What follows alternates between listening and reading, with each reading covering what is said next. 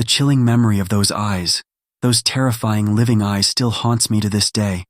What transpired that night in Willow Manor wasn't just a story meant to scare people.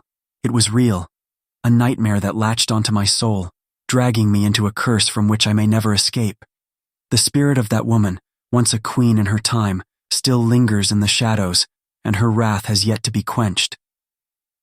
My name is Alex. I'm just an ordinary guy, born and raised in the city.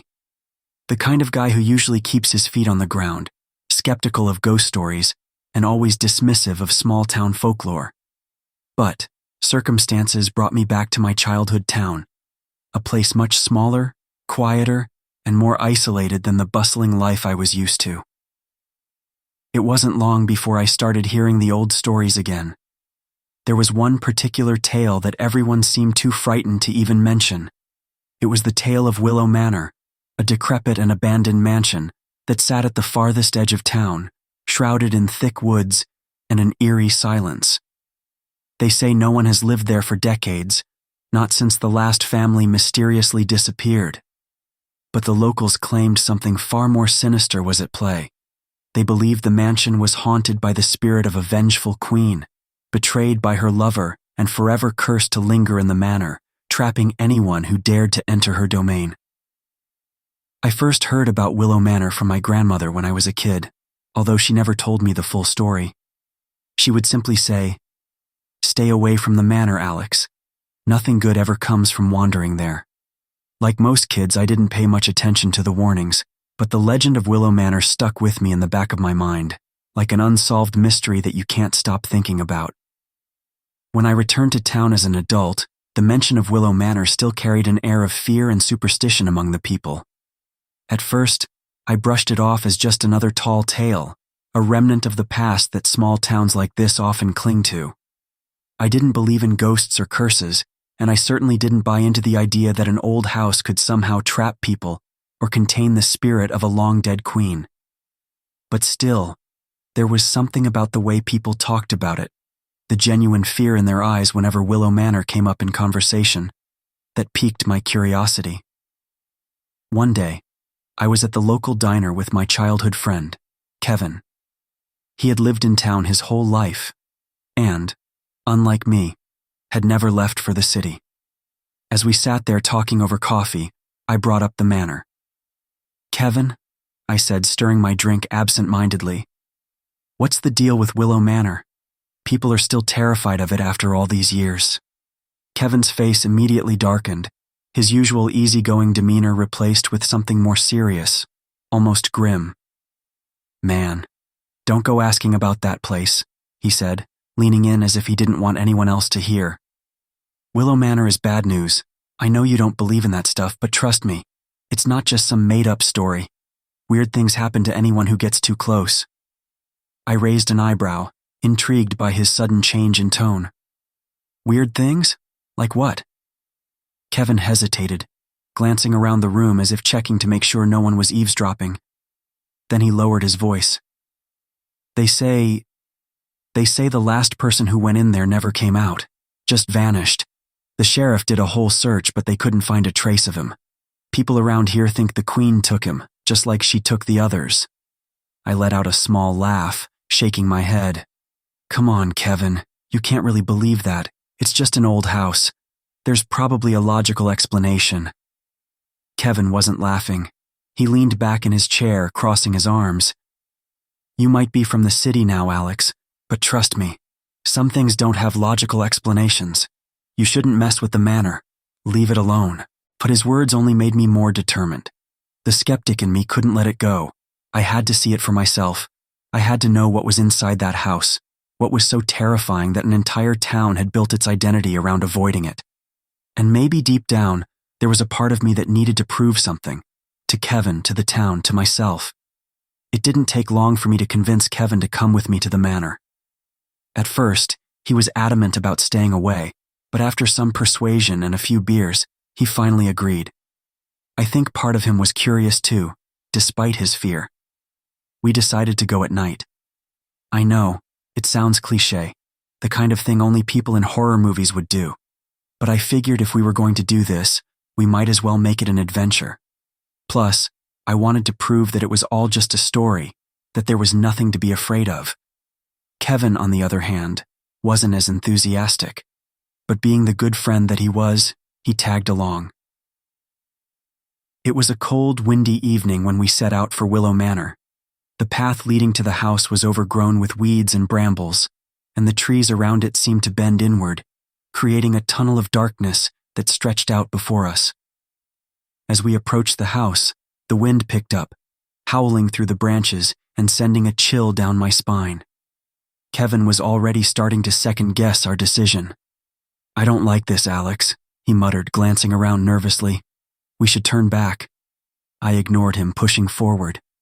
The manor loomed ahead of us, its silhouette stark against the night sky. The house was massive, with tall, crumbling walls and broken windows. Vines crawled up the sides like skeletal fingers, and the roof had partially collapsed in several places. It looked like something straight out of a nightmare. "We're already here," I said, trying to sound more confident than I felt. "Let's just take a quick look inside and then we'll leave." Kevin sighed but followed me up the front steps. The wooden porch creaked under our weight, and the door, surprisingly, was slightly ajar. With a push, it swung open with a groan, revealing a dark and musty interior. The air inside was thick, almost suffocating, and it smelled of damp wood and decay. Dust particles floated in the beams of our flashlights as we stepped into the foyer. The walls were lined with old, peeling wallpaper, and cobwebs draped the corners like tattered curtains. "Look at this place," I whispered, more to myself than to Kevin. "It's ancient." Kevin didn't respond. He was too busy looking around, his flashlight shaking in his hand.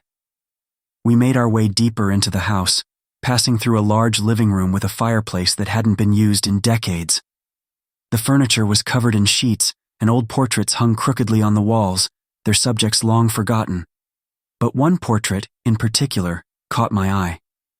It was of a woman, dressed in what looked like royal garments. Her face was pale, and her eyes, those eyes, seemed to follow me wherever I moved. They were dark, intense, almost alive. I took a step closer, my flashlight illuminating the details of the painting. "Who do you think this is?" I asked, but Kevin wasn't paying attention. Suddenly, a cold gust of wind blew through the room, rattling the windows and extinguishing my flashlight. The temperature dropped instantly, and I felt a shiver run down my spine. "Kevin!" I called out, my voice shaking. "Kevin, what the hell was that?" No response. I turned around, but Kevin was gone.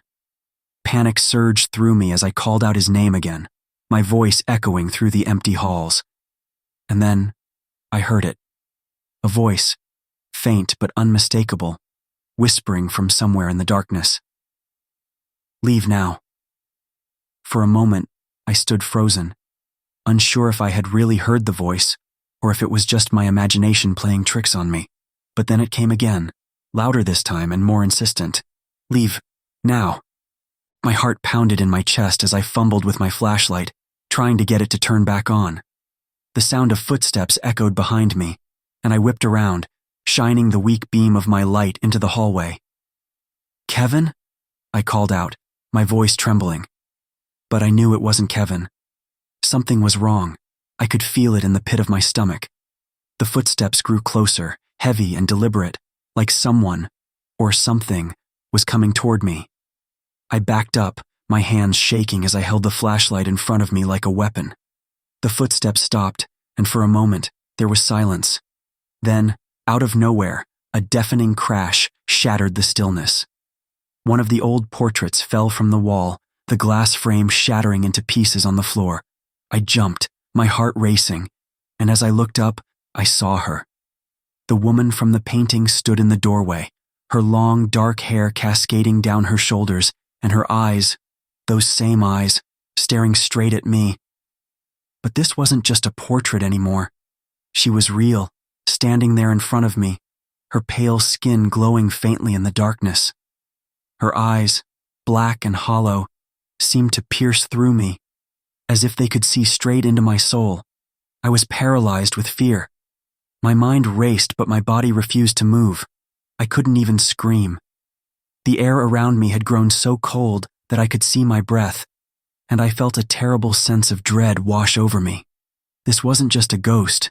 This was something far worse, something ancient and vengeful. She took a step toward me, her movement slow and deliberate. The floorboards groaned under her weight, though she seemed to float more than walk. I finally found my voice, but all that came out was a shaky whisper. "Whoa, what do you want?" Her lips didn't move, but I heard her voice inside my head, clear as day. "You shouldn't be here." The words sent a shiver down my spine. I stumbled backward, my heart pounding in my chest. I had to get out. I had to find Kevin and leave this place before it was too late. But as I turned to run, the door behind me slammed shut with a deafening bang. I was trapped. The woman, or rather the spirit, began to move closer. Her eyes locked onto mine. Panic surged through me as I fumbled for the doorknob, yanking at it with all my strength, but it wouldn't budge. It was as if the house itself was conspiring to keep me inside. I heard the whisper again, this time louder, more urgent. "Leave, before it's too late." But how? The door wouldn't open, and the windows were boarded shut. I glanced back at the spirit, and for a brief moment, I saw something in her eyes. A flicker of sadness, of pain. It was as if she didn't want to do this, as if she were bound by some terrible force that she couldn't control. I needed to figure out what had happened here. Maybe there was a way to stop this curse, to free her and myself from whatever force was holding us here. I remembered what Kevin had said about the queen being betrayed by her lover, about the curse that had been placed on Willow Manor. There had to be a way to break it. Desperation gave me the strength to think clearly. I glanced around the room, searching for anything that might give me a clue. And then I saw it, a dusty old book lying on a small table in the corner. It was worn and tattered, its pages yellowed with age, but it seemed out of place in the otherwise abandoned room. Without thinking, I ran to the book and picked it up. The cover was blank, but inside, I found pages filled with strange symbols and writing in a language I didn't understand. It wasn't until I reached the middle of the book that I found something I could read, a section written in English, detailing the history of the manor and the curse that had befallen the queen. According to the book, the queen's name was Lady Eleanor, and she had been the mistress of Willow Manor long ago. Her husband, Lord William, had been unfaithful to her, betraying her love and trust with another woman.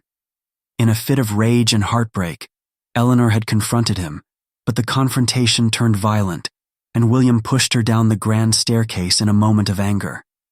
Eleanor died from the fall, but before she took her last breath, she swore a curse upon William and the manor. Her spirit would remain trapped in the house, bound by her desire for revenge. Anyone who entered Willow Manor would be subject to her wrath, forever tied to the curse that had consumed her soul. But there was more. The book mentioned a way to break the curse, a way to free Eleanor's spirit and end the cycle of death that had plagued the manor for so many years. The key, it said, was the remains of Lord William. If his bones could be placed before Eleanor, her spirit would be at peace, and the curse would be lifted. I felt a glimmer of hope. If I could find Lord William's remains, I could end this nightmare. But where were they? The book didn't say exactly where the bones were hidden, but it mentioned that they had been placed somewhere within the manor, hidden away by the servants after William's death to protect the estate from Eleanor's wrath. I had no choice but to search the house. I glanced back at the spirit of Eleanor, who had stopped moving. She stood there watching me, her expression unreadable.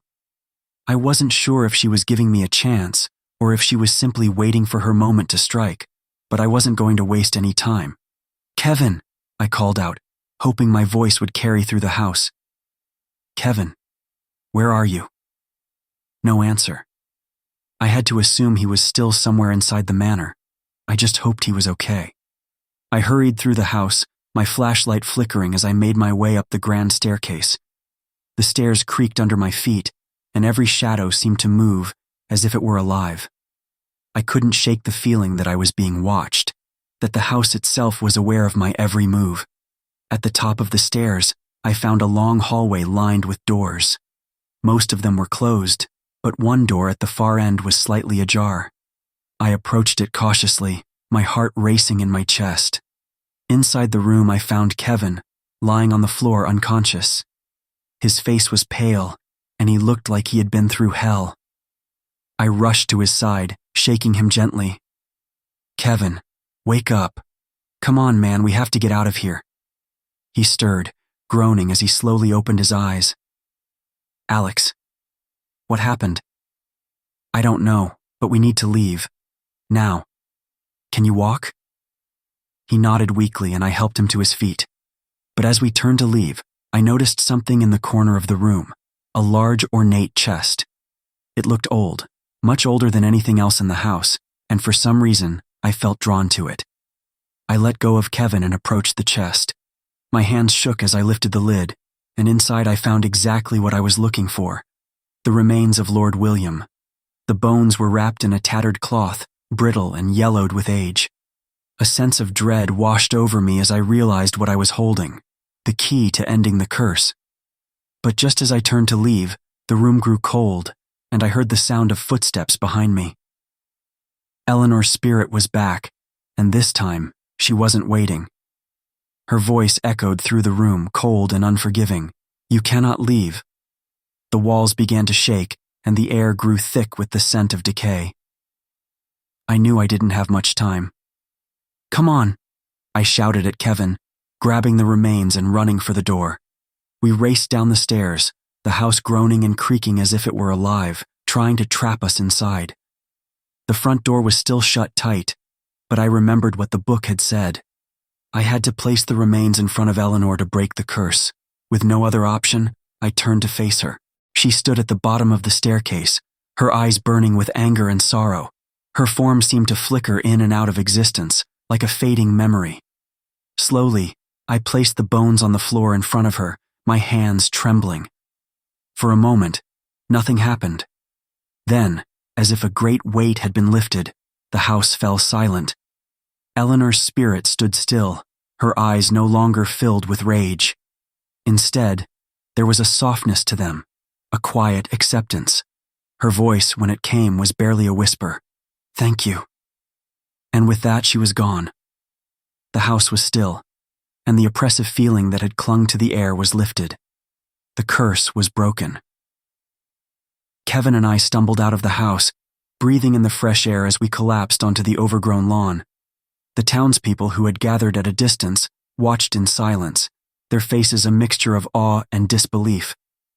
An old woman stepped forward, her voice shaky. Did you lift the curse?" I nodded, too exhausted to speak. She smiled, a look of relief washing over her. "The Queen is finally at peace." But as I sat there, staring up at the dark silhouette of Willow Manor, I couldn't shake the feeling that something was still wrong. The curse might have been broken, but the memories of that night, the terror, the eyes, the pain, would haunt me forever. Because some nightmares never really end.